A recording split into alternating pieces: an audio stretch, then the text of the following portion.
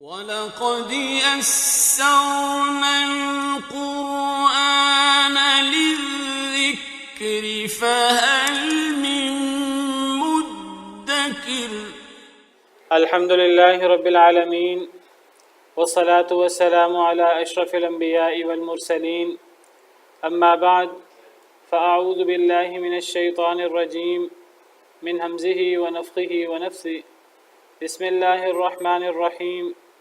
رب اشرح لي صدري ويسر لي أمري واحلل عقدة من لساني يفقه قولي. اللهم انفعنا بما علمتنا وعلمنا ما ينفعنا وزدنا علما. فبشر عبادي الذين يستمعون القول فيتبعون أحسنه. أولئك الذين هداهم الله وأولئك هم أولو الألباب. ومن يضلل الله فما له من ولي من بعده وترى الظالمين لما رأوا العذاب يقولون هل إلى مرد من سبيل وتراهم يعرضون عليها خاشعين من الذل ينظرون من طرف خفي وقال الذين آمنوا إن الخاسرين الذين خسروا أنفسهم وأهليهم يوم القيامة ألا إن الظالمين في عذاب مقيم. وما كان لهم من أولياء ينصرونهم من دون الله ومن يضلل الله فما له من سبيل. استجيبوا لربكم من قبل أن يأتي يوم لا مرد له من الله ما لكم من ملجأ يومئذ وما لكم من نكير. فإن أعرضوا فما أرسلناك عليهم حفيظا إن عليك إلا البلاغ وإنا إذا أذقنا الإنسان منا رحمة فرح بها وإن تصبهم سيئة بما قدمت أيديهم فإن الإنسان كفور. أعوذ بالله من الشيطان الرجيم. بسم الله الرحمن الرحيم. ومن يضلل الله فما له من ولي من بعده، اور جسے گمراہ کر دے اللہ تعالیٰ، فما له من ولی من بعد، پس نہیں ہے اس کے لیے کوئی بھی ولی، کوئی بھی دوست، کوئی بھی مددگار، من بعد ہی اس کے بعد. جسے اللہ گمراہ کر دے تو اس کی کوئی مدد نہیں کر سکتا. ہدایت اور گمراہی اللہ رب العالمین کے ہاتھ میں ہے، اور سب سے بڑی گمراہی ضلالت شرک ہے. یہاں شرک مراد ہے کہ اللہ تعالیٰ جسے ایمان کی طرف، توحید کی طرف ہدایت نہ دیں، اور جسے اللہ تعالیٰ شرک کی طرف، کفر کی طرف لگائے رکھیں، تو ایسا بندہ دنیا اور آخرت میں ذلیل اور خوار ہوگا، اور اس کا کوئی مددگار نہیں ہے. جسے اللہ گمراہ کر دے، جسے اللہ ہدایت نہ دے، جسے اللہ سیدھی راہ نہ دکھلائے، تو پھر اللہ کے بعد کون ہے جو اس کی مدد کر سکے، جو اسے سیدھا راہ دکھلا سکے. فَمَن يُرِدِ اللَّهُ أَن يَهْدِيَهُ يَشْرَحْ صَدْرَهُ لِلْإِسْلَامِ، اللہ جسے ہدایت دینا چاہتے ہیں، سیدھا رستہ دکھانا چاہتے ہیں، یشرح صدرہ للاسلام، اللہ اس کے سینے کو اسلام کے لیے کھول دیتے ہیں. کسی کا اسلام کو قبول کرنا، توحید پر عمل پیرا ہونا، شرک کو چھوڑ دینا، کفر و شرک بدعات ان سے نکل آنا، یہ اللہ رب العالمین کا اس شخص پر بہت بڑا احسان ہے۔ یہ اس کا اللہ پر کوئی احسان نہیں ہے کہ ایک شخص نے اللہ کے لیے اور اسلام کے لیے، ایک شخص مسلمان ہو گیا اور ایک شخص موحد ہو گیا، اب وہ مسلمان ہو کر توحید پر عمل پیرا ہو کر وہ کوئی اللہ کے دین کو فائدہ پہنچا رہا ہے اور اللہ کو کوئی فائدہ پہنچا رہا ہے، اللہ پر اس کا کوئی احسان نہیں ہے، بلکہ در حقیقت اللہ کا ایسے شخص پر احسان ہے جسے اللہ توحید کی طرف، جسے اللہ اسلام کی طرف رہنمائی کرے۔ اللہ کا اس پر بہت بڑا احسان ہے کہ اللہ نے اسے صحیح راہ کی طرف ہدایت دی ہے، اللہ نے اسے اپنی راہ کے لیے چن لیا ہے، اللہ نے اسے اپنے دین کی خدمت کی توفیق دی ہے، یہ اللہ کا احسان ہے۔ ورنہ اللہ رب العالمین پاک ہیں اور اللہ رب العالمین پاک چیز کو قبول کرتے ہیں۔ کوئی شخص اسلام قبول کرے، کوئی شخص اللہ کے دین کے غلبے کے لیے محنت کرے، کوئی شخص اللہ کے راہ میں خرچ کرے، تو یہ تو اللہ کا احسان ہے کہ اگر اللہ اس کو قبول فرما لے۔ اللہ تو پاک ہیں اور پاک کو قبول فرماتے ہیں۔ کوئی شخص اسلام قبول کرتا ہے، اللہ کے دین کے غلبہ کے لیے محنت کرتا ہے، اللہ کے دین، اللہ کے راہ میں کچھ دیتا ہے، اس شخص کا اللہ پر کوئی احسان نہیں ہے۔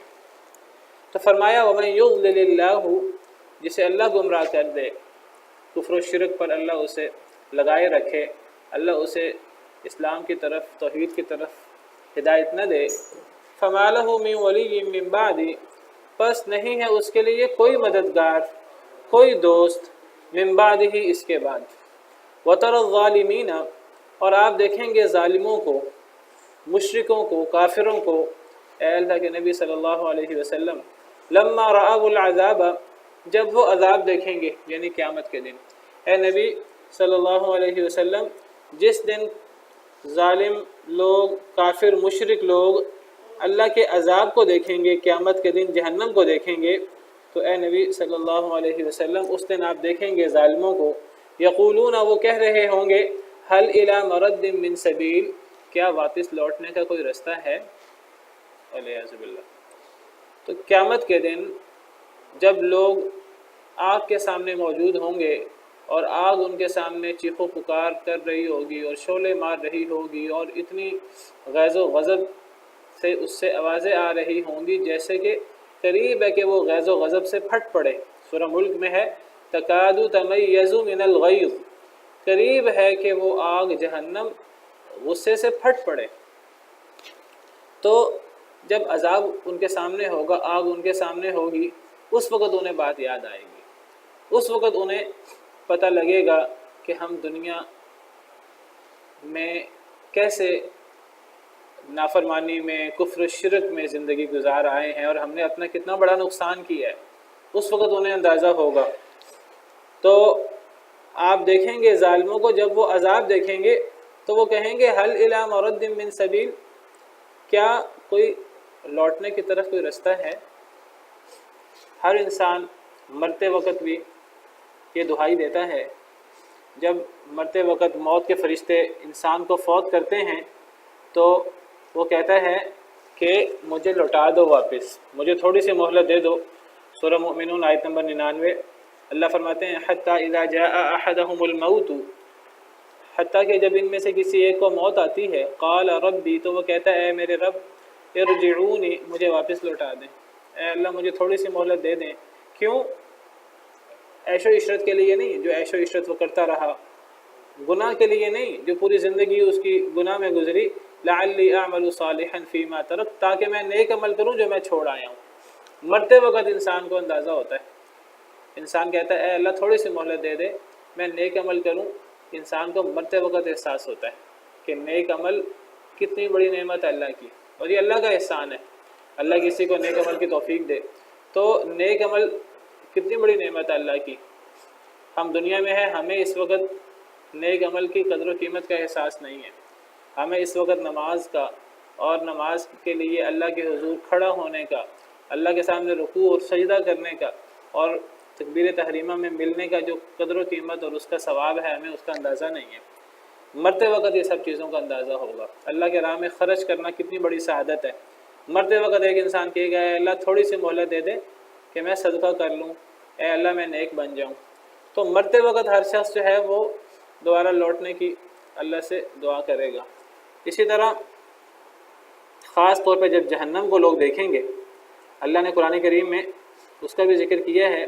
اللہ فرماتے ہیں وَلَوْ تَرَىٰ إِذْ وُقِفُوا عَلَى النَّارِ، سورہ نعم آیت نمبر 27، کہ اے نبی صلی اللہ علیہ وسلم کاش کہ آپ دیکھیں اذ وقفوا علی النار، جب یہ کھڑے کیے جائیں گے آگ پر، جب یہ جہنمی لوگ آگ کے سامنے کھڑے ہوں گے، فقالوا، تو وہ کہیں گے یا لیتنا نرد، کاش کہ ہمیں لوٹا دیا جائے، کاش کہ ہمیں ایک دفعہ دوبارہ دنیا کی زندگی گزارنے کی مہلت دی جائے، ولا نکذب بآیات ربنا، ہم اپنے رب کی آیتوں کو کبھی نہیں جھٹلائیں گے، ونکون من المؤمنین، اور ہم مومن ہو جائیں گے۔ جہنم کے سامنے کھڑے ہو کر کافر اپنی دنیا کی ساری زندگی کا انکار کریں گے، کہیں گے ہم دنیا کی ساری زندگی غلط گزار کے آئے ہیں، ہم اللہ کی آیتوں کو جھٹلاتے رہے ہیں، ہم کفر و شرک کرتے رہے ہیں، کاش کہ ہمیں دوبارہ دنیا میں مہلت ملے، ہم اللہ کی آیتوں کو نہ جھٹلائیں، اللہ کی آیتوں کی تصدیق کریں، ہم ایمان لے آئیں۔ اللہ کی آیتوں کی تصدیق اور ایمان کتنی بڑی دولت ہے، اللہ کی کتنی بڑی نعمت ہے، وہ انسان کو قیامت کے دن جہنم کے سامنے کھڑے ہو کر اندازہ ہوگا۔ قیامت کے دن انسان کو اندازہ ہوگا اللہ پر ایمان لانا، اللہ کی آیتوں کی تصدیق، اللہ کے قرآن کو پڑھنا، اللہ کی وحی کو ماننا، اس پر عمل کرنا کتنی بڑی سعادت ہے۔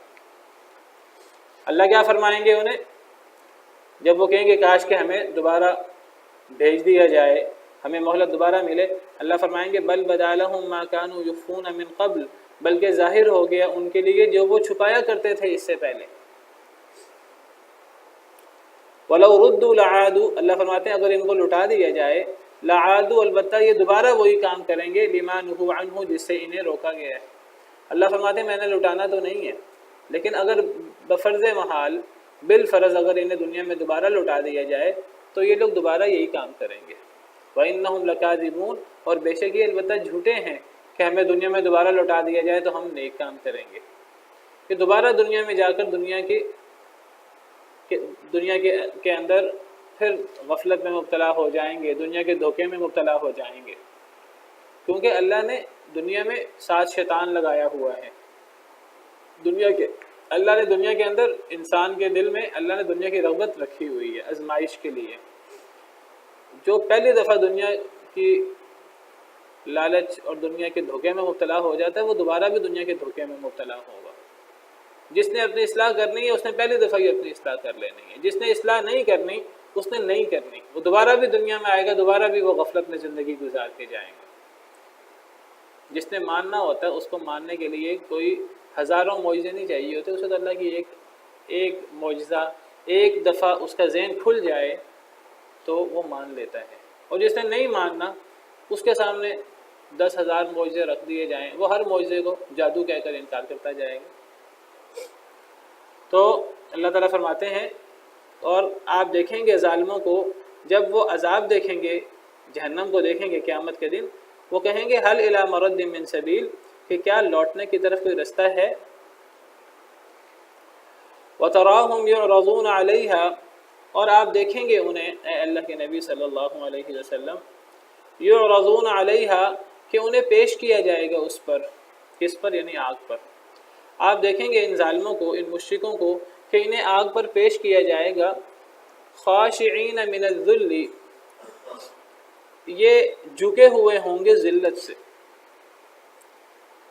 جب یہ آگ پر پیش کیے جائیں گے تو اس وقت ان کی کیا کیفیت ہوگی؟ یہ انتہائی ڈرے ہوئے ہوں گے اور انتہائی جھکے ہوئے ہوں گے۔ یہ جو جھکنا ہے، یہ جھکنا اچھا بھی ہوتا ہے اور برا بھی ہوتا ہے۔ ایک جھکنا وہ ہوتا ہے کہ ایک شخص اس کے پاس مال ہے، اقتدار ہے، اللہ کی سب نعمتیں ہیں، لیکن وہ اللہ کے سامنے جھکتا ہے، اللہ کے سامنے عاجزی اختیار کرتا ہے، جس کو ہم خشوع خضوع کہتے ہیں۔ ایک بندہ جو ہے وہ تکبر کے مارے اکڑتا نہیں ہے، جتنی اس پر اللہ کی نعمتیں ہوتی ہیں وہ اللہ کو اتنا شکر گزار بنتا ہے اور اللہ کے سامنے جھکا رہتا ہے۔ یہ تو نیک لوگوں کی صفت ہے، اللہ کے انبیاء کی صفت ہے۔ وَكَانُوا لَنَا خَاشِعِينَ، وہ ہمارے لیے جھکے رہتے تھے، انبیاء کرام علیہم السلام۔ نیک لوگوں کی صفت ہے مومنین کی، قد افلح المؤمنون الذین هم فی صلاتهم خاشعون، مومن لوگ کامیاب ہو گئے، اللہ نے ان کو جتنی نعمتیں دی ہوں، جتنا اقتدار مال و دولت دیا ہو، وہ اللہ کے سامنے جھکے رہتے ہیں، نماز پڑھتے ہیں، نماز کے اندر خشوع خضوع کے ساتھ نماز پڑھتے ہیں۔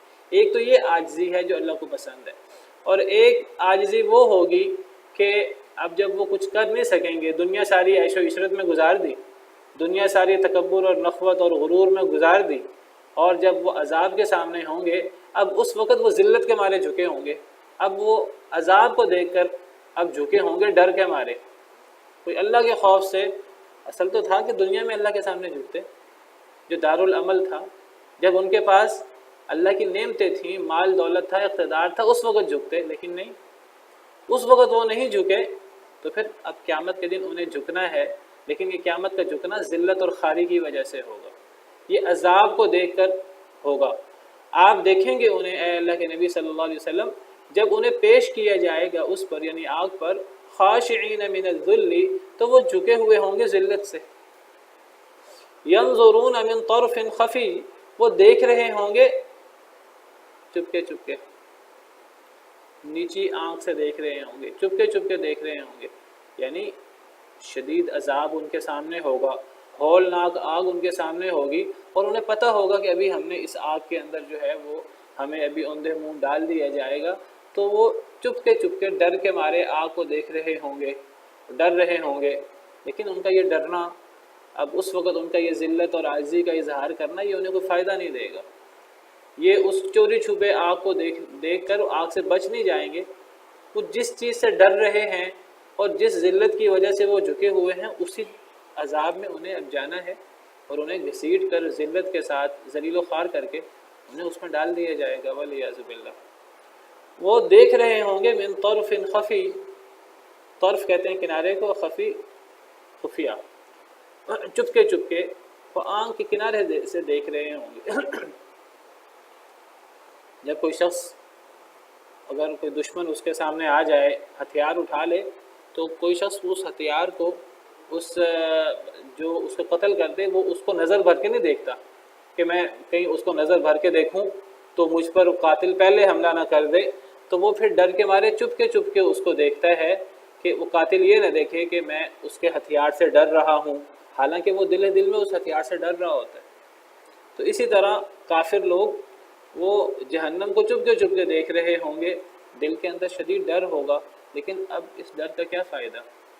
اس کا کوئی فائدہ نہیں ہے۔ یہ ڈر تو دنیا میں فائدہ دیتا ہے، اگر ایک انسان دنیا میں اللہ کے عذاب سے بچ کر اللہ کے سامنے عاجزی اختیار کرے، دنیا کے اندر اس کے پاس اللہ کی نعمتیں ہیں، اللہ نے مال اقتدار دیا ہے، وہ اس وقت اللہ کے سامنے جھکے اور اللہ رب العالمین کے احکامات کے مطابق زندگی گزارے، اللہ کے عذاب سے ڈرے، تو اللہ قیامت اس کی بہتر کر دیں گے، اللہ اس کی آخرت بہتر کر دیں گے۔ وَلِمَنْ خَافَ مَقَامَ رَبِّهِ جَنَّتَانِ، جو دنیا میں رہتے رہتے رب کے سامنے کھڑا ہونے سے ڈرے، اس کے لیے یہ 2 جنتیں ہیں، لیکن جو دنیا میں نہیں ڈرتا تو آخرت میں تو ذلت اور خواری اور عذاب کا سامنا تو کرنا ہی پڑے گا۔ ایک اور آیت کریمہ میں اللہ تعالیٰ کافروں کی جو کیفیت ہے اس کی حالت بیان کرتے ہیں۔ اللہ فرماتے ہیں کہ کافروں کی کیا کیفیت ہوگی قیامت کے دن۔ سورہ قمر، اللہ تعالیٰ فرماتے ہیں کہ اے نبی صلی اللہ علیہ وسلم، آپ انہیں ڈرا رہے ہیں، اگر یہ آپ کی بات نہیں سنتے تو کوئی بات نہیں، آپ انہیں مجبور نہ کریں، فَتَوَلَّ عَنْهُمْ، آپ ان سے منہ موڑ لیں، اگر یہ آپ کی دعوت پہ توجہ نہیں کرتے، اگر یہ آپ کو اللہ کا نبی نہیں مانتے، آپ جو انہیں قرآن حدیث اللہ کے پیغامات پہنچا رہے ہیں، اگر یہ توجہ نہیں کرتے، کوئی بات نہیں، آپ ان سے منہ موڑ لیں، ان کا نقصان ہے، آپ کا نقصان نہیں ہے۔ یوم یدعو الداعی الی شیء نکر، ایک وہ دن ہوگا جس دن پکارنے والا پکارے گا ایک ناگوار چیز کی طرف، قیامت مراد ہے، قیامت آنے والی ہے، اگر یہ نہیں مانتے نہ مانیں، قیامت آئے گی اور قیامت کے دن ایک پکارنے والا پکارے گا ایک ناگوار شے کی طرف، اور ناگوار شے کیا ہے؟ جہنم، والعیاذ باللہ۔ اس دن کیا کیفیت ہوگی؟ آج تو بڑا اکڑتے ہیں دنیا میں، اس دن خش عن ابصارہم، اس وقت ان کی آنکھیں جھکی ہوئی ہوں گی، یخرجون من الاجداث، اپنی قبروں سے ایسے نکلیں گے کأنہم جراد منتشر، جیسے کہ بکھرے پتنگے ہوتے ہیں، لاکھوں کروڑوں کی صورت میں پتنگے جو ہے نا وہ پڑے ہوتے ہیں اور ان کی کوئی حیثیت نہیں ہوتی. قیامت کے دن ان کی یہ کیفیت ہوگی، کوئی پرواہ نہیں اللہ کو ان کی ہوگی. مہطعین الی الداع، اس دن یہ پکارنے والے کی طرف سر پڑ دوڑ رہے ہوں گے. پکارنے والا پکارے گا اللہ کی طرف آ جاؤ، سامنے جہنم بھی نظر آ رہی ہوگی. اس وقت ان کو اللہ کی پکارنے والے کی پکار پر عمل کیے بغیر کوئی چارہ نہیں ہوگا. اس وقت یہ سر پڑ دوڑیں گے. یقول الکافرون ھذا یوم عسر، اس دن کافر کہیں گے یہ تو بڑا مشکل دن ہے. لیکن وہ تو اس مشکل دن کی تیاری کی نہیں، انہوں نے اس مشکل دن کے لیے کچھ کیا ہی نہیں. عقل مند شخص وہ ہے، مشکل دن ہے قیامت کا، وہ جو اس مشکل دن کے لیے کوئی کام کر جاتا ہے، تیاری کر کے جاتا ہے. دنیا میں جو نیک لوگ ہیں وہ کیا کرتے ہیں؟ اللہ تعالیٰ فرماتے ہیں کہ نیک لوگوں کی کیفیت یہ ہے کہ نیک لوگ یوفون بالنذر ویخافون یوما کان شرہ مستطیرا، نیک لوگ اپنی نظروں کو پورا کرتے ہیں. اگر کوئی نظر مان لیں، کوئی وعدہ کر لیں، قسم کھا لیں، پورا کرتے ہیں اس کو. ویخافون یوما کان شرہ مستطیرا، اس دن سے ڈرتے ہیں دنیا میں یعنی جس کا شر پھیل جانے والا ہے. ویطعمون الطعام علی حبہ، اور وہ کھانے کھلاتے ہیں یعنی دنیا میں علی حبہ، اللہ کی محبت میں. مسکینا و یتیما و اسیرا، مسکین کو بھی، یتیم کو بھی اور قیدی کو بھی. کیوں کھلاتے ہیں؟ وہ کہتے ہیں انما نطعمکم لوجہ اللہ، ہم تمہیں اللہ کی رضا کے لیے کھلا رہے ہیں. لا نرید منکم جزاء ولا شکورا، ہمیں تم سے کوئی بدلہ اور کوئی شکر نہیں چاہیے. ہم تمہیں کیوں کھلا رہے ہیں؟ انا نخاف من ربنا یوما عبوسا قمطریرا، ہم اپنے رب سے ڈرتے ہیں اس دن سے کہ جو دن بڑا ہی اداسی والا اور بڑی ہی سختی والا ہوگا. تو مومن جو ہے وہ دنیا میں قیامت سے ڈرتا ہے. دنیا میں وہ ڈرتا ہے، اس کو پتہ ہے کہ ایک دن قیامت کا آنا ہے، اس دن اللہ رب العالمین کے سامنے محاسبہ ہوگا، اس دن جہنم سامنے ہوگی. تو مومن اس کی تیاری دنیا میں کرتا ہے. کافر اس کی تیاری دنیا میں نہیں کرتا. جب دنیا میں نہیں کرتا پھر اس کو قیامت کے دن ذلت کا سامنا کرنا ہوگا. ہمیں ہمارے سامنے یہ آیات اللہ نے کیوں رکھی ہیں؟ اس لیے رکھی ہیں ہم دنیا کے اندر اپنی اصلاح کر لیں. یہ نہ ہو کہ دنیا میں ہم اپنی اصلاح نہ کریں. یہ چیز تو لامحالہ ہونی ہی ہونی ہے. جو شخص بھی دنیا کے اندر آخرت کی تیاری اس نے نہیں کی، دنیا میں اللہ سے نہیں ڈرا، تو قیامت کے دن اس نے آگ کے سامنے پیش ہونا ہی ہونا ہے. اللہ کا بہت بڑا احسان ہے کہ اللہ نے ہمیں یہ بتا دیا، اور اللہ سے بڑھ کر سچی بات کس کی ہو سکتی ہے؟ کسی کی نہیں. تو یہ 100% سچی بات ہے، اور یہ 100% ایک حقیقت ہے جو لازماً ہو کر رہے گی. اور اللہ کا بہت بڑا احسان ہے کہ اگر اللہ نے ہمیں یہ چیزیں بتا دی ہیں. لیکن بدبخت ہیں وہ لوگ، بدبختی کہنا چاہیے کہ اللہ نے یہ حقیقت بتا دی ہمیں، کئی لوگوں کو پڑھنے کی فرصت ہی نہیں ہے. کئی لوگ پڑھ لیتے ہیں، پڑھنے کے بعد توجہ نہیں کرتے، پڑھنے کے بعد بھی وہ غفلت میں زندگی گزار دیتے ہیں. تو خوش نصیب ہیں وہ لوگ جو قرآن پڑھتے ہیں، اور قرآن پڑھ کر قرآن میں جو آخرت کے بارے میں ہولناکیاں اور عذاب اور یہ چیزیں بیان کی ہیں اللہ نے، تو وہ دنیا میں ان سے ڈر کر اپنی اصلاح کر لیتے ہیں. آپ دیکھیں گے انہیں کہ وہ پیش کیے جائیں گے اس پر یعنی آگ پر، وہ ڈر رہے ہوں گے ذلت سے. وہ دیکھیں گے یعنی آگ کو من طرف خفی، چوری چھپے. وقال الذین آمنوا، اور کہیں گے ایمان والے. اس دن ایمان والے بھی ہوں گے میدان معاشر میں. اس دن ایمان والے اب وہ خوش ہوں گے، اور وہ کیا کہیں گے؟ وہ کہیں گے ان الخاسرین الذین خسروا انفسهم واہلیہم یوم القیامہ، بے شک خسارہ اٹھانے والے لوگ وہ ہیں جنہوں نے خسارے میں ڈالا اپنے آپ کو اور اپنے گھر والوں کو قیامت کے دن. اب آج موقع ملے گا ایمان والوں کو. یہ ایمان والوں کی اور کافروں کی ٹسل تو دنیا میں بھی چلتی رہتی ہے، ہمیشہ چلتی ہے، اور قیامت کے دن بھی چلے گی. دنیا میں دنیا دار لوگ جن کے پاس مال و دولت ہے وہ ایمان والوں کا مذاق اڑاتے ہیں، اور وہ کہتے ہیں دیکھو جی تم تو خسارہ والے ہو، تم تو دنیا کے اندر دنیا کی نعمتوں سے بھی فائدہ نہیں اٹھاتے، آخرت پتہ نہیں آنی ہے کہ نہیں آنی، دنیا سے فائدہ اٹھا لو. اور جب مسلمان لوگ دنیا میں اللہ سے ڈرتے ہیں اور اللہ سے ڈر کر ناجائز چیزوں سے بچتے ہیں تو اس وقت کافر لوگ ان کا مذاق اڑاتے ہیں. وہ کہتے ہیں دیکھو یہ خسارہ اٹھانے والے لوگ ہیں، نہ ان کے پاس دنیا میں کچھ ہے نہ آخرت میں کچھ ہوگا.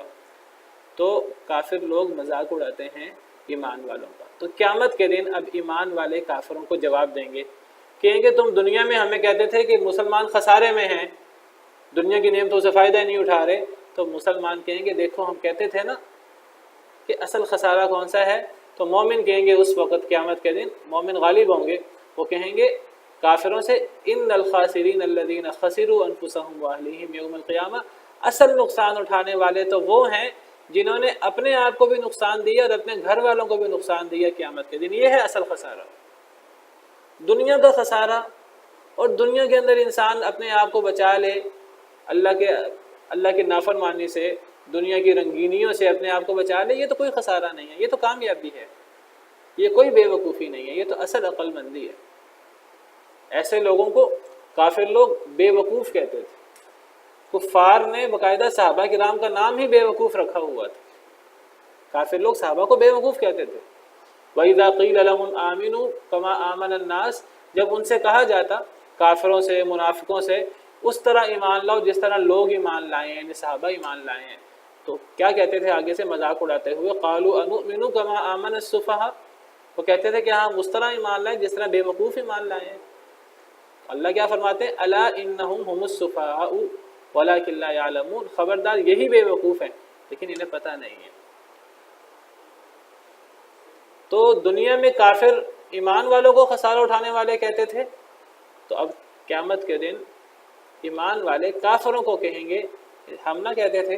اصل خسارہ اٹھانے والے وہ لوگ ہیں جنہوں نے اپنے آپ کو بھی خسارے میں ڈالا، خود بھی غلط رستے پر چلتے رہے اور اپنے گھر والوں کو بھی خسارے میں ڈالا، گھر والوں کو بھی غلط رستے پر چلائے رکھا. یوم القیامہ، قیامت کے دن. اصل تو خسارہ قیامت کا ہے. تم نے اصل میں قیامت کے حوالے سے تم نے خسارے میں ڈالا اپنے آپ کو بھی اپنے گھر والوں کو بھی. دنیا کا خسارہ تو کوئی خسارہ نہیں. الا ان الظالمین فی عذاب مقیم، خبردار بے شک ظالم لوگ اس عذاب میں ہیں جو قائم رہنے والا ہے. ظالم لوگ قائم دائم رہنے والے عذاب میں ہیں، ان کا عذاب دائمی ہے، اب کبھی اس عذاب سے نکل نہیں سکتے. والعیاذ باللہ، اب ہمیشہ ہمیش کی زندگی وہ عذاب میں گزرے گی. والعیاذ باللہ. وما كان لهم من اولیاء ينصرونهم من دون اللہ، اور نہیں ہوگا ان کے لیے کوئی بھی دوست، کوئی بھی مددگار، ينصرونهم من دون اللہ، جو مدد کر سکیں ان سے اللہ کے علاوہ. اللہ کے علاوہ کوئی مددگار نہیں ہے، اور اللہ کو تو وہ ناراض کیے بیٹھے ہیں، اب اللہ سے کیسے مدد مانگیں. اب اللہ نے تو مدد نہیں کرنی، اب تو اللہ ہی ان کے مخالف ہے. جس پر سہارا ہو سکتا ہے قیامت کے دن تو اللہ پر سہارا ہو سکتا ہے، دنیا میں بھی اللہ پر سہارا ہوتا ہے، قیامت کے دن بھی اللہ پر سہارا ہوتا ہے. ایک اللہ پر سہارا تھا، اس اللہ کو تو ناراض کیے ہے، اللہ نے ہی ان کے لیے جہنم تیار کی ہے.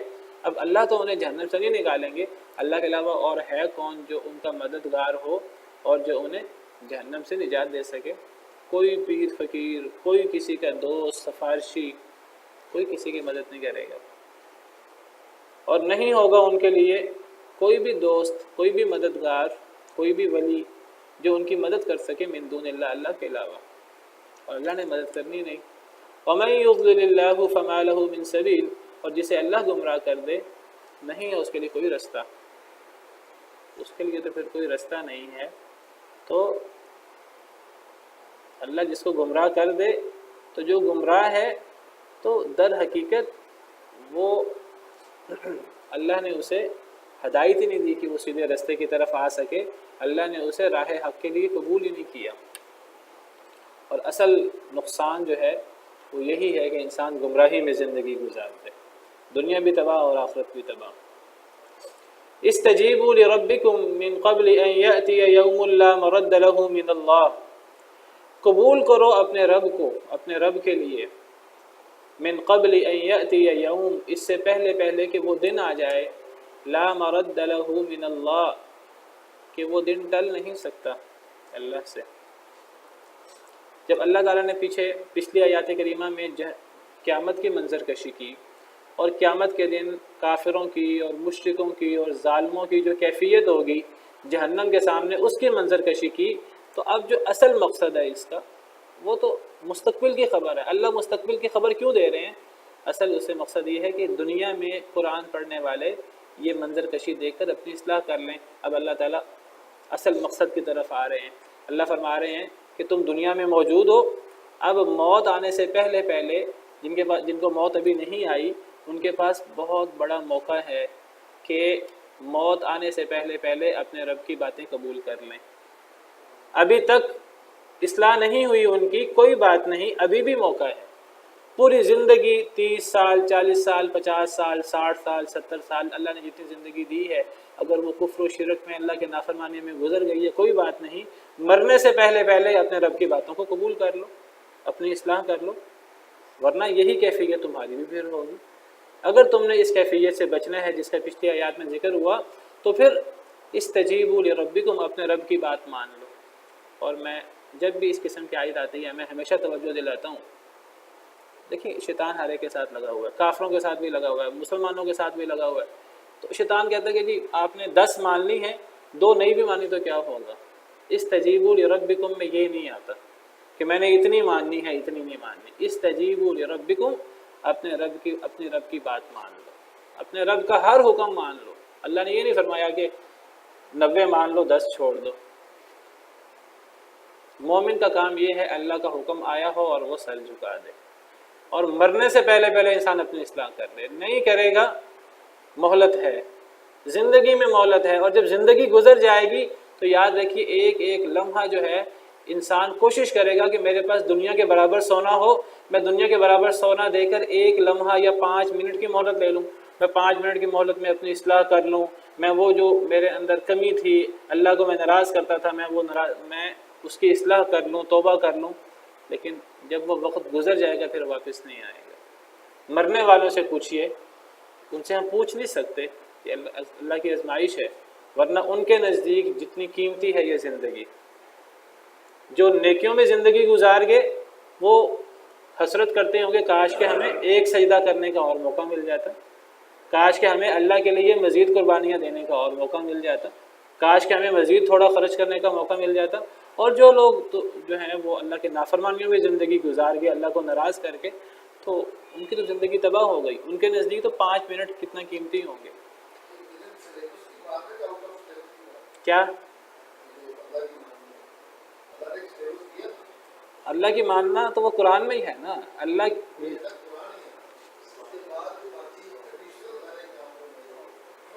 ایڈیشنل جو سارے کام ہیں وہ اللہ کی دی ہوئی ہدایات کے مطابق ہیں تو ٹھیک ہے، اللہ کی دی ہوئی ہدایات کے مطابق نہیں ہے تو اللہ کی نافرمانی ہے۔ دیکھیے ہم سمجھتے ہیں کہ ہم نے دین کے کام کرنے ہیں، جو دنیا کے کام ہیں وہ ہمارے لیے جائز ہیں کہ نہیں۔ دنیا کے کام، دنیا اور دین کا کوئی فرق نہیں ہے اسلام کے اندر۔ اگر ہم نے کمائی کرنی ہے اپنی، کمانا بھی دین کے اندر شامل ہے، وہ اللہ کے بتائے ہوئے طریقے کے مطابق کمانا ہے۔ اگر ہم نے کوئی تفریح کرنی ہے تو تفریح کرنے کے احکامات بھی ہمارے دین کے اندر موجود ہیں، یعنی وہ تو دین نہیں ہے نا۔ استجیبوا لربکم، اپنے رب کی بات قبول کرو، جو رب کی بات ہے وہ ماننی ہے۔ رب کی بات تو جو آسمانوں سے آئی ہے، اس کے اندر جو اب لوگوں نے اضافے کیے ہیں، اپنی طرف سے دین کے اندر کمیاں بیشیاں کر دی ہیں، وہ تو رب کی بات نہیں ہے۔ رب کی بات تو وہ ہے جو آسمان سے اتری ہے، قرآن کریم میں ہے، صحیح حدیث مبارکہ میں ہے، وہ رب کی بات ہے۔ اس بات کو سمجھنے کے لیے علماء کرام، علماء حق نے جو تشریح اور وضاحت کی ہے، صحابہ نے، تابعین نے، ہمارے ائمہ کرام نے، تو وہ ہمارے سر کا تاج ہیں، ہم ان کے اقوال کی روشنی میں سمجھتے ہیں۔ لیکن جو اضافے کر دیے ہیں اگر کچھ لوگوں نے اندر، وہ اضافے تو دین کے اندر شامل نہیں ہیں، اللہ نے تو ان سے منع کیا۔ علماء سو کی باتیں ہمارے لیے حجت نہیں ہیں۔ دین کو اگر نقصان پہنچایا ہے تو بادشاہوں نے یا علماء سو نے، تو وہ جو علماء سو نے اضافے کیے ہیں وہ تو رب کی بات نہیں ہے، ہمیں تو رب کی بات ماننی ہے۔ ہمیں تو اتبعوا ما انزل الیکم من ربکم، جو تم پر تمہارے رب کی طرف سے نازل ہوا ہے اس کی اتباع کرو، ولا تتبعوا من دونہ اولیاء، اولیاء کی پیروی نہ کرو۔ اولیاء کیا ہے؟ یہ اللہ کے علاوہ ہر شخص کی بات یہ اولیاء ہے، وہ اللہ کے علاوہ ہم نے شریک بنائے ہوں، وہ ہم نے بزرگوں کو اللہ کا شریک بنا دیا ہو، نبیوں کو، ولیوں کو اللہ کا شریک بنا دیا ہو، وہ سب اولیاء بن جائیں گے۔ اللہ کی بات دین ہے، اور اللہ کے علاوہ کسی کی بات کو دین میں شامل کر دینا یہ غیر اللہ کی بات ماننا ہے، اور غیر اللہ کی بات ماننا شرک ہے۔ تو اللہ تعالیٰ پھر فرما رہے ہیں کہ استجیبوا لربکم، قبول کرو اپنے رب کے لیے، اپنے رب کی باتوں کو مان لو، من قبل ان یأتی یوم، اس سے پہلے کہ وہ دن آ جائے، لا مرد لہ من اللہ، جو ٹل نہیں سکتا، اس دن کو کوئی بندہ آنے سے روک نہیں سکتا، وہ دن آ کر رہے گا، من اللہ، اللہ سے اس کو کوئی روک نہیں سکتا۔ اپنے رب کی باتوں کو مان لو، قیامت آنے سے کوئی روک نہیں سکتا، موت آنے سے کوئی روک نہیں سکتا۔ اپنے رب کی ماننے سے کیا مراد ہے؟ اپنے رب کی ماننے سے مراد قرآن اور حدیث کی بات ماننا ہے۔ قرآن حدیث کے علاوہ کوئی شے دین میں شامل نہیں ہے۔ دین میں اگر کوئی بات شامل ہے تو وہ اللہ کا فرمان ہے جو اللہ نے قرآن کریم میں نازل کیا، یا وہ اللہ کا فرمان ہے جو اللہ تعالیٰ نے پیارے نبی صلی اللہ علیہ وسلم پر نازل فرمایا اور نبی صلی اللہ علیہ وسلم نے بطور حدیث امت کو بیان فرما دیا۔ یہ دو باتیں، قرآن یہ حدیث، یہ اللہ کا دین ہے، اللہ کا فرمان ہے، اور ان کو ماننا در حقیقت اللہ کی ماننا ہے۔ اور ان کے علاوہ جو بات آسمانوں سے نہیں آئی، وحی میں نہیں اتری، وہ کسی کی بات ہو، وہ صحابہ کی بات ہو، وہ ائمہ کی بات ہو، تو وہ ان کی ذاتی باتیں، وہ حجت نہیں ہے، وہ دین نہیں ہے۔ ما لکم من ملجأ یومئذ، نہیں ہے تمہارے لیے کوئی پناہ گاہ، ملجأ کوئی پناہ کی جگہ، یومئذ اس دن، جب قیامت کا دن آ جائے گا تو تمہارے لیے کوئی پناہ گاہ نہیں ہوگی۔ وما لکم من نکیر، اور نہیں ہے تمہارے لیے کوئی ایسی جگہ جو چھپنے کی ہو۔ نکیر سے کیا مراد ہے؟ اصل میں نکیر نکرہ سے ہے۔ نکرہ ایک ہوتا ہے نکرہ اور ایک ہوتا ہے معرفہ۔ معرفہ کہتے ہیں جانی پہچانی چیز کو، پراپر ناؤن، اور نکرہ کامن ناؤن۔ تو معرفہ جانے پہچانے شخص کو کہتے ہیں، اور نکرہ ایسا شخص جس کو ہم پہچانتے نہ ہوں۔ رجل عربی میں کہیں کوئی بھی آدمی، یہ نکرہ ہے، اور اگر ہم نام لے لیں خالد، زید، بکر، تو یہ معرفہ ہے۔ تو رجل کوئی بھی آدمی، نکرہ۔ تو نکیر سے مراد کوئی ایسی جگہ جہاں انسان نکرہ بن سکے، جہاں انسان چھپ سکے، کس سے؟ پہچانے جانے سے۔ کس سے بچنا چاہ رہا ہے؟ اللہ سے۔ قیامت کا دن آ جائے گا تو نہ تو تمہارے پاس کوئی پناہ گاہ ہوگی، نہ تم نکرہ بن سکو گے کہ تم چھپ سکو اپنے رب سے۔ اللہ نے تو ہر ایک کو گن کر شمار کر رکھا ہے، گن کر۔ لقد احصاهم وعدهم عدا، سورہ مریم میں اللہ فرماتے ہیں اللہ نے تو انہیں گن رکھا ہے، اللہ نے تو ایک ایک کر کے شمار کر رکھا ہے۔ وَكُلُّهُمْ آتِيهِ يَوْمَ الْقِيَامَةِ فَرْدًا، ہر بندہ قیامت کے دن اللہ کے پاس اکیلا آئے گا، کوئی اس کے وہاں آوان، انصار، مددگار نہیں ہوں گے، کوئی اللہ سے چھپ نہیں سکے گا، کوئی اللہ کے سامنے نکرہ نہیں بن سکے گا۔ تو تمہارے لیے نہیں ہے کوئی پناہ کی جگہ اس دن، اور نہیں ہے تمہارے لیے کوئی ایسی جگہ جہاں تم چھپ سکو، جہاں تم نکرہ بن سکو، جہاں تم اللہ سے چھپ سکو۔ تو بعض علماء نے من نکیر سے مراد ایسی جگہ لی ہے جہاں انسان اللہ سے چھپ سکے۔ تو با محاورہ معنی ہوگا نہیں ہے تمہارے لیے کوئی پناہ کی جگہ، ملجا کا مطلب پناہ کی جگہ، اس دن۔ وما لکم من نکیر، اور نہیں ہے تمہارے لیے کوئی ایسی جگہ جہاں تم چھپ سکو، با محاورہ معنی۔ دوسرا معنی یہ ہے کہ تمہارے لیے اس دن، قیامت کے دن، کوئی پناہ گاہ نہیں ہوگی، ملجا کا مطلب پناہ گاہ۔ وما لکم من نکیر، اور نہیں ہوگا تمہارے لیے کوئی انکار۔ بعض مفسرین نے نکیر سے مراد ایسی جگہ لی ہے جہاں انسان چھپ سکے اللہ سے، اور بعض مفسرین نے نکیر سے مراد انکار لیا ہے کہ قیامت کے دن تمہارے لیے انکار نہیں ہوگا، تم قیامت کے دن انکار نہیں کر سکو گے، جھٹلا نہیں سکو گے۔ جب اللہ پوچھیں گے کہ میں نے تم پر انعامات کیے، میں نے تم پر اپنا دین بھیجا، وحی بھیجی، رسول بھیجا، تم نے مانا کہ نہیں مانا، اس وقت انسان انکار کر سکے نہیں، اے اللہ آپ نے تو رسول بھیجا ہی نہیں، آپ نے تو دین بھیجا ہی نہیں، آپ نے تو نعمتیں کی نہیں، میرے پاس تو حق آیا ہی نہیں، مجھے تو فلاں نے پہنچایا ہی نہیں۔ کوئی انکار نہیں کر سکے گا۔ کوئی انکار کرے گا اپنے جرموں سے، انسان کے منہ پہ مہر لگ جائے گی، اس کے ہاتھ پاؤں کھول کھول کر بتانا شروع کر دیں گے۔ تو نکیر کے دو معنی ہو سکتے ہیں، ایک معنی کہ نہیں ہے تمہارے لیے کوئی پناہ کی جگہ اور کوئی ایسی جگہ جہاں تم چھپ سکو اللہ تعالیٰ سے، اور اللہ تمہاری پکڑ نہ کر سکیں اور تمہیں سزا نہ دے سکیں، اور دوسرا معنی نہیں ہے تمہارے لیے کوئی انکار، تم قیامت کے دن انکار نہیں کر سکو گے۔ فَإِنْ أَعْرَضُوا فَمَا أَرْسَلْنَاكَ عَلَيْهِمْ حَفِيظًا، بس اگر وہ منہ موڑ لیں، اللہ تعالیٰ فرماتے ہیں کہ تم اللہ کی بات مان لو، اللہ کی وحی کو قبول کر لو۔ فرمایا کہ اگر پھر بھی لوگ نہ مانیں، اللہ کے نبی اللہ کی طرف دعوت دینے والے لوگوں کو اللہ کی طرف دعوت دیتے ہیں، اللہ کے دین کی طرف دعوت دیتے ہیں بڑے خلوص سے، اگر پھر بھی لوگ نہ مانیں، فَإِنْ أَعْرَضُوا، اگر وہ منہ موڑ لیں، فَمَا أَرْسَلْنَاكَ عَلَيْهِمْ حَفِيظًا، پس نہیں بھیجا ہم نے آپ کو ان کے اوپر دروغہ بنا کر۔ حفیظہ حفاظت کرنے والا، یہاں حفاظت کرنے والا سے مراد پہرے دار یا دروغہ۔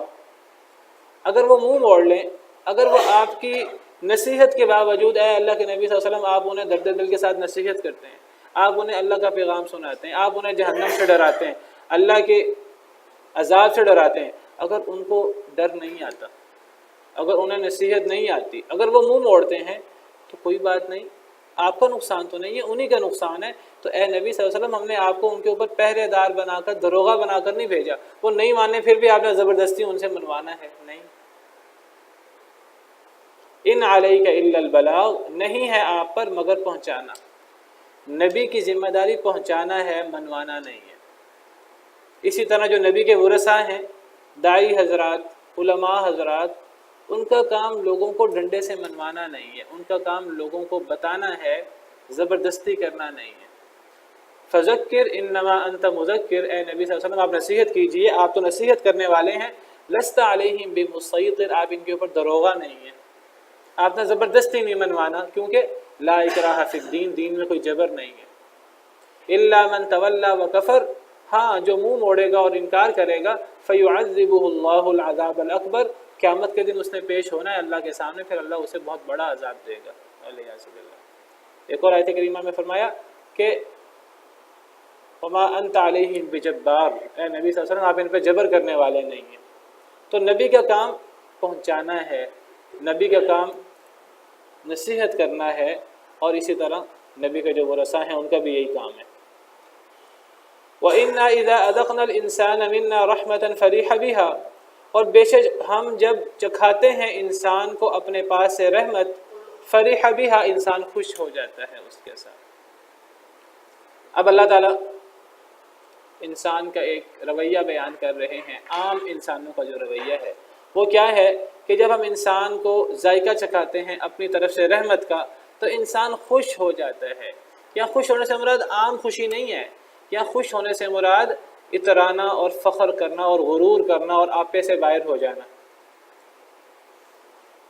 جب ہم انسان پر اپنی طرف سے رحمت کرتے ہیں، رحمت کرنے والا اللہ ہے، اللہ نے انسان پر رحمت کی ہے، وہ رحمت انسان کو اس کی صلاحیتوں کی وجہ سے نہیں ملی، وہ انسان نے اپنی صلاحیتوں سے وہ رحمت حاصل نہیں کی، وہ اللہ کی دین ہے سراسر۔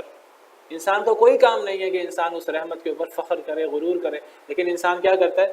انسان اترانا شروع کر دیتا ہے۔ یہ بالکل اس طرح کی بات ہے، کلا ان الانسان لیطغی ان رآہ استغنی، خبردار ہرگز نہیں، انسان البتہ سرکش ہو جاتا ہے جب وہ اپنے آپ کو غنی پاتا ہے۔ جب اللہ تعالیٰ انسان پر احسان کرتے ہیں تو وہ انسان کیا کرتا ہے؟ آگے سے فخر اور غرور شروع کر دیتا ہے، قارون کی طرح، اور وہ کہتا ہے انما اوتیتہ علی علم عندی، یہ تو ساری نعمت اور یہ ساری چیزیں تو میں نے اپنے علم سے، اپنی صلاحیتوں سے حاصل کی ہیں۔ یہ انسان کا ایک رویہ ہے۔ وَإِن تُصِبْهُمْ سَيِّئَةٌ بِمَا قَدَّمَتْ أَيْدِيهِمْ، اور اگر پہنچے انہیں کوئی مصیبت، کوئی برائی، کوئی مصیبت پہنچے انہیں، آزمائش پہنچے، کیوں پہنچے؟ بما قدمت ایدیہم، اس وجہ سے جو ان کے ہاتھوں نے کمایا۔ جیسے ہم نے پیچھے پڑھا کہ انسان کو جو مصیبت بھی آتی انسان کے اعمال کی وجہ سے آتی، جب انسان پر مصیبت پہنچے اس کے اپنے اعمال کی وجہ سے، اپنے برے عمل کی وجہ سے، فإن الانسان کفور، تو اس وقت انسان ناشکرہ ہو جاتا ہے۔ دونوں باتیں غلط۔ جب اللہ کا انعام ہو اس وقت انسان فخر کرنا شروع کر دے، حالانکہ اس وقت انسان کو شکر گزار ہونا چاہیے، عاجز ہونا چاہیے اللہ کے سامنے۔ نبی صلی اللہ علیہ وسلم کو اللہ نے فتح دی مکہ مکرمہ کی، آپ اکڑ نہیں رہے تھے، حدیث مبارکہ میں آتا ہے آپ اونٹنی پر سوار تھے اور آپ کی گردن کوہان سے لگی جا رہی تھی، شکر اور عاجزی کے مارے۔ یہ ہوتا ہے نیک لوگوں کا کردار۔ لیکن عام لوگوں کا کیا کردار ہے کہ جب اللہ ان کو کوئی نعمت، کوئی رحمت دیتے ہیں، وہ فخر اور غرور، گردن ان کی اکڑ جاتی ہے، گردن میں سریاں آ جاتا ہے، والعیاذ باللہ۔ اور اس کے بالمقابل جب ان پر مصیبت آتی ہے، مصیبت بھی اپنے عمل کی وجہ سے آئی ہے، مصیبت آتی ہے اس وقت انسان ناشکرہ ہو جاتا ہے، یہ مجھ پر ہی مصیبت آنی تھی، یہ ہمیشہ جب مصیبت آتی ہے مجھ پر آتی ہے. اور یاد رکھیے کہ جو بندہ اللہ کی طرف سے مصیبت آئے، مصیبت انسان کے اپنے عمل کی وجہ سے آتی ہے، اس وقت انسان کو صبر کرنا چاہیے. اگر انسان صبر نہ کرے اور انسان ناشکری کرے، ایک ناشکری ہوتی ہے نعمت کے وقت، وہ بھی غلط ہے، اور جب مصیبت کے وقت انسان ناشکری کرتا ہے تو یہ جہنم میں جانے کا باعث ہے. نبی صلی اللہ علیہ وسلم کا ارشاد ہے، صحیح بخاری کی حدیث ہے، آپ نے عورتوں سے فرمایا کہ حضرت ابن عباس کی سے حدیث مروی ہے صحیح بخاری کی، نبی صلی اللہ علیہ وسلم نے فرمایا اریت النار، مجھے آگ دکھائی گئی، فاذا اکثر اہلها النساء، آگ میں اکثر عورتیں تھیں. کیوں؟ یکفرنا، ناشکری کی وجہ سے. قیل، آپ سے کہا گیا ایکفرن باللہ، کیا یہاں کفر سے مراد اللہ کے ساتھ کفر کرنا ہے؟ آپ نے فرمایا نہیں، یکفرن العشیر، وہ خاوند کی ناشکری کرتی ہیں. وَيَكْفُرْنَ الْإِحْسَانِ، وہ کوئی ان پر احسان ہوتا ہے اس کی ناشکری کرتی ہیں. کیسے؟ لو احسنت الى احداهن الدهر، اگر شوہر جو ہے وہ بیوی کے ساتھ ایک لمبا عرصہ احسان کرتا رہے، ثم رأت منك شيئا، پھر ایک بات ہو جائے ان کی مرضی کے خلاف، قالت، تو وہ کہتی ہے ما رأيت منك خيرا قط، میں نے تو کبھی تجھ سے خیر نہیں پائی. اگر یہی کام انسان کرے اللہ کے ساتھ، اللہ کی کتنی نعمتیں ہیں ہم پر ان گنت. اور جب انسان پر اللہ مصیبت آئے اپنے عمل کی وجہ سے، انسان اللہ کی ناشکری شروع کر دے. اللہ مجھ پر ہی مصیبت آنی تھی، تو بتائیے عورتیں تو وہ جہنم میں جائیں اس ناشکری کی وجہ سے، تو اگر مرد یہ کام کریں وہ جہنم میں کیوں نہ جائیں والعیاذ باللہ. تو فرمایا کہ جب مصیبت آتی ہے تو انسان اس وقت ناشکرہ ہو جاتا ہے. یہ عام لوگوں کی بات ہے، ورنہ نیک لوگوں کی کیا بات ہے کہ مومن کی بات ہے جب اسے مصیبت آتی ہے. صحیح مسلم وغیرہ کی روایت ہے کہ جب مصیبت آتی ہے تو وہ صبر کرتا ہے اور یہ اس کے لیے بہتر ہے، اور جب اسے اللہ کی طرف سے کوئی رحمت اور کوئی نعمت آتی ہے تو وہ شکر کرتا ہے اور یہ اس کے لیے بہتر ہے. اور آپ نے فرمایا وَلَيْسَ ذَلِكَ إِلَّا لِمُؤْمِنٍ، یہ صرف مومن ہی ایسا کر سکتا ہے. مومن کو اللہ کی طرف سے یہ سعادت نصیب ہوتی ہے کہ وہ نعمت میں اللہ کا شکر کرتا ہے اور مصیبت میں صبر کرتا ہے. سبحان ربک رب العزت عما یصفون وسلام علی المرسلین والحمد للہ. بالقرآن اهتدي برحمه تحلو الحياة شوقا